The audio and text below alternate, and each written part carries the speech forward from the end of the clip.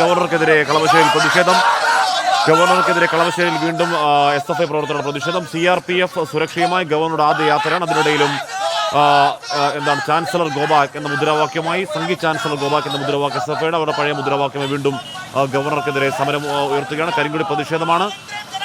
CRPF സുരക്ഷയിൽ ഗവർണറുടെ ആദ്യ യാത്രയാണ്. CRPF എന്താണ് കഴിഞ്ഞ നിലവിലുണ്ടായ സംഭവങ്ങൾ, അതിന്റെ തുടർച്ചയിൽ ഗവർണറുടെ രോഷപ്രകടനം, ഇടപെടൽ, ഒടുവിൽ CRPF സുരക്ഷ ഏർപ്പെടുത്താൻ തീരുമാനിക്കുന്നു. സുരക്ഷ ഏർപ്പെടുത്തിയ ശേഷമുള്ള ഗവർണറുടെ ആദ്യ യാത്രയിൽ ഗവർണർക്ക് SFIയുടെ കരിങ്കൊടി. വിനീത വിജി ചേരുന്നു. വിനീത, ഗവർണർ കടന്നുപോയ അവിടെ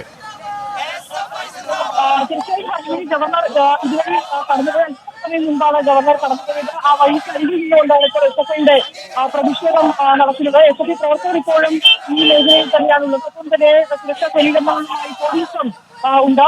ആദ്യം തന്നെ ഈ ഗവർണർ കടന്നു പോകുന്ന വഴിയിൽ ആദ്യം തന്നെ പ്രവർത്തകർ പ്രതിഷേധവുമായി എത്തിയിട്ടുണ്ടായിരുന്നു. എന്നാൽ ഇവിടെ നിന്ന് മടങ്ങിപ്പോകാൻ ഉൾപ്പെടുന്ന കാര്യങ്ങൾ പോലീസ് പ്രവർത്തകരുമായി സംസാരിച്ചിട്ടുണ്ട്. പക്ഷെ അവർ മടങ്ങിപ്പോകാൻ തയ്യാറായില്ല. വീണ്ടും അവർ ഇവിടെ തന്നെ നിലയുറപ്പിക്കുകയായിരുന്നു. ഇതിന് പിന്നാലെയാണ് ഗവർണറുടെ വാഹനം ഇതുവഴി ഇപ്പോൾ കടന്നുപോയത്.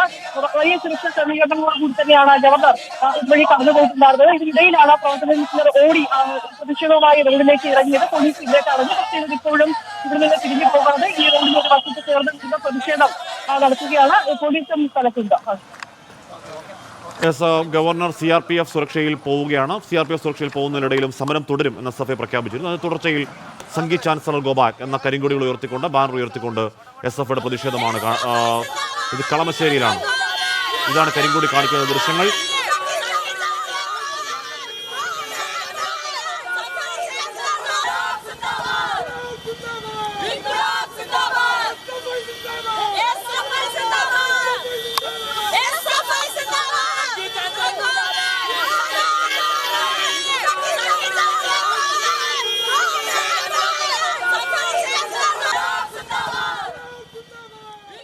ഓക്കെ, അപ്പോൾ ഇത് കളമശ്ശേരിയിൽ ഗവർണർക്കെതിരെ കരിങ്കൊടി കാണിക്കുന്ന ദൃശ്യങ്ങളാണ്. CRPF സുരക്ഷയിൽ ഗവർണർ നടത്തുന്ന ആദ്യ യാത്രയായിരുന്നു അത്. ആ യാത്രക്കിടയിലാണ് SFIയുടെ കരിങ്കൊടി പ്രതിഷേധം. CRPF വന്നാലും പ്രതിഷേധം തുടരും എന്ന് SFI പ്രഖ്യാപിച്ചിരുന്നു.